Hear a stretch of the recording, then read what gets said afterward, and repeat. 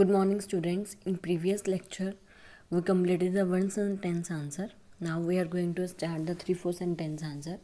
In 3-4 sentence, our first question is explain air pollution due to automobiles. आपको पता है कि जो ऑटोमोबाइल्स के कारण बहुत सारा एयर पोल्यूशन हो जाता है. इसके में से जो गैसेस जो निकलती हैं वो हमारे लिए बहुत ज़्यादा हार्मफुल होती हैं. आपको पता है इसमें petrol and the diesel are the used in vehicle fuels. Petrol and the diesel are used in vehicles fuels. Vehicle produce high level of pollutants like carbon monoxide, carbon dioxide, nitrogen oxides and smoke. जो vehicles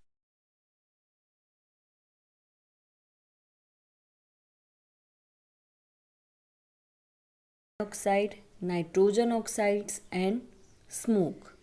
Okay, so carbon monoxide is produced from incomplete burning of fuel such as petrol and the diesel. आपको पता है कि उसमें से carbon monoxide भी निकल रहा है, कार्बन डाइऑक्साइड भी, नाइट्रोजन भी, स्मोक भी. जो कार्बन मोनोऑक्साइड प्रोड्यूस हो रहा है किससे प्रोड्यूस होता है? Incomplete burning of fuel. Incomplete burning of a fuel. कौन सी इनकम्प्लीट बर्निंग है? पेट्रोल और डीजल की इनकम्प्लीट बर्निंग से कार्बन मोनोऑक्साइड क्या हो रही है? प्रोड्यूस्ड होती है. Okay, carbon monoxide is produced from a incomplete burning of fuels such as petrol and the diesel. Okay, petrol and diesel are used in vehicle fuels. Vehicle produce high level of pollutants like carbon monoxide, carbon dioxide, nitrogen oxides and smoke. So carbon monoxide is produced from an incomplete burning of fuels such as petrol and the diesel. Now next question is explain air pollution by tiny particles. Explain air pollution by tiny particles. Automobiles which burn diesel and petrol produce tiny particles. Automobiles जो होते हैं विच burn क्या कर रहे हैं? Diesel और petrol को burn करते हैं, प्रोड्यूस करते हैं टाइनी पार्टिकल्स को. किसको प्रोड्यूस कर रहे हैं? टाइनी पार्टिकल्स को. Such particles are also produced. Such particles are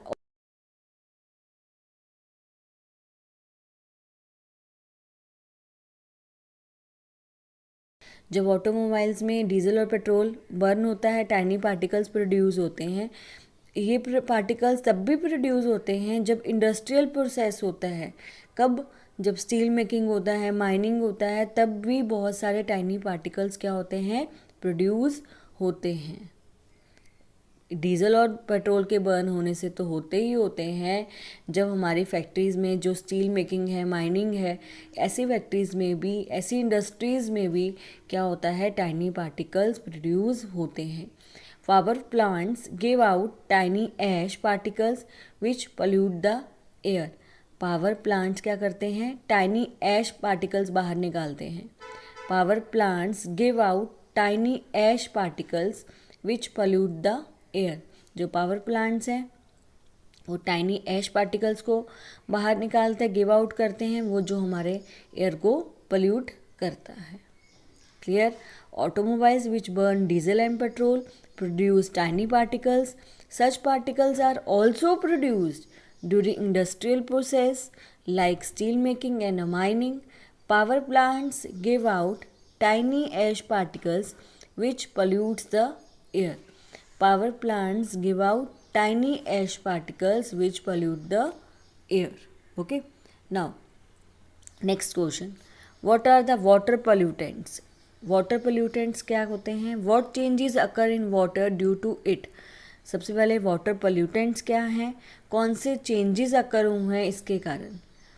देखो, when harmful substance such as sewage, toxic chemicals, silt get mixed with the water. Whenever harmful substances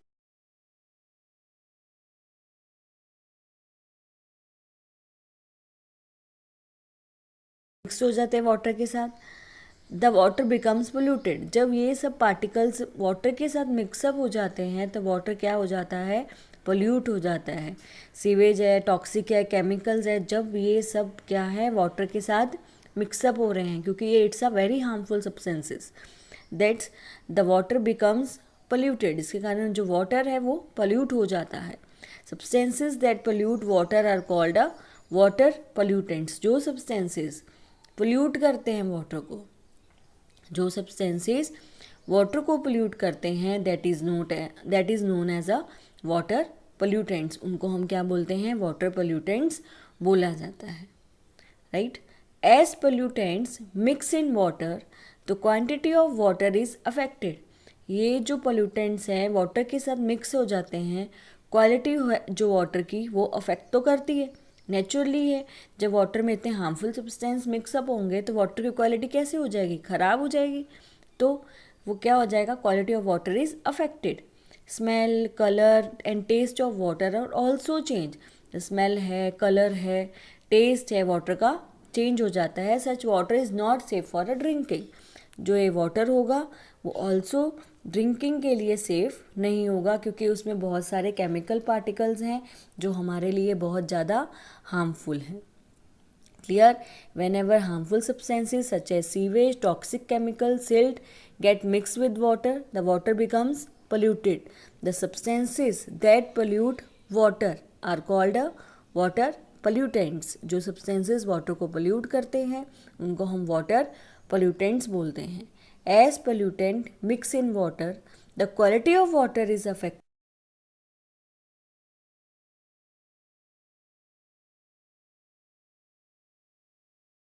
जो स्मेल है, colour है, टेस्ट है, वो क्या हो जाएगा, वाटर का चेंज हो जाएगा।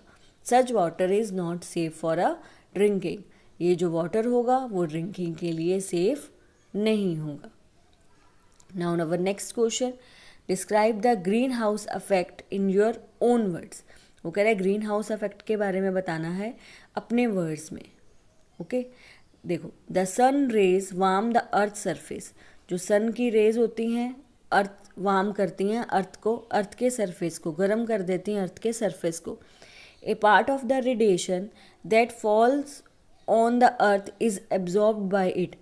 कुछ रेडिएशन है जो अर्थ पर पड़ती हैं वो उसके कारण उसके द्वारा अब्जॉर्व कर ली जाती हैं, और कुछ पार्ट है स्पेस में रिफ्लेक्टेड हो जाता है। A part is reflected into space.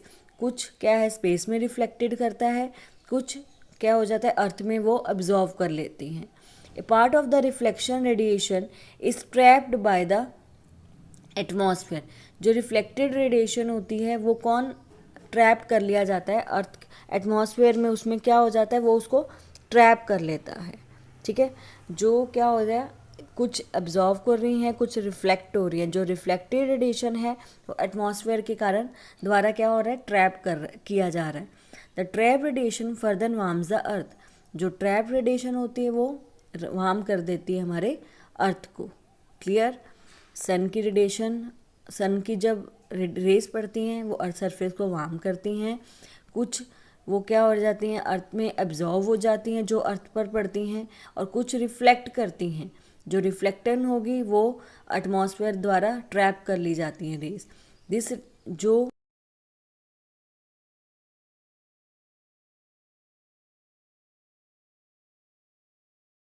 prepared in some nurseries where the sun heat is allowed to get in but is not allowed to go out. एक ग्लास हाउस बनाते हैं nursery, कुछ nurseries में जहाँ पे सन की हीट आती है पर बाहर नहीं जाने देते उसको। The trapped heat warms the house. जो ट्रैप्ड हीट है वो हाउस को गर्म कर देती है। The trapping of radiation by the earth atmosphere is similar. जो ट्रैपिंग है रेडिएशन की अर्थ के द्वारा एटमॉस्फेयर में वो भी सिमिलर ही होती है। एक बार आने दिए रेडिएशन पर बाहर नहीं जा पाएगी, वो हमारे ग्रीन हाउस जो गैसेस होती हैं उसको बिल्कुल ट्रैप कर लेती हैं, वो उसको बाहर जाने नहीं देती हैं, इसीलिए इसको ग्रीन हाउस इफेक्ट्स बोला जाता है। जो CO2 है is one of the major gas responsible for the greenhouse effect, जिसके कारण ग्लोबल वार्मिंग भी होती है, हमारा जो एटमॉस्फेयर है वो ख़राब हो जाता है, हमारे एटमॉस्फेयर में बहुत सारी गर्मी हो जाती है। तो यहाँ पे हमने 4 क्वेश्चंस कवर अप करे हैं। नेक्स्ट हम नेक्स्ट वीडियो में डिस्कस करेंगे। आज का हमारे यहाँ पे फिनिश्ड होता है।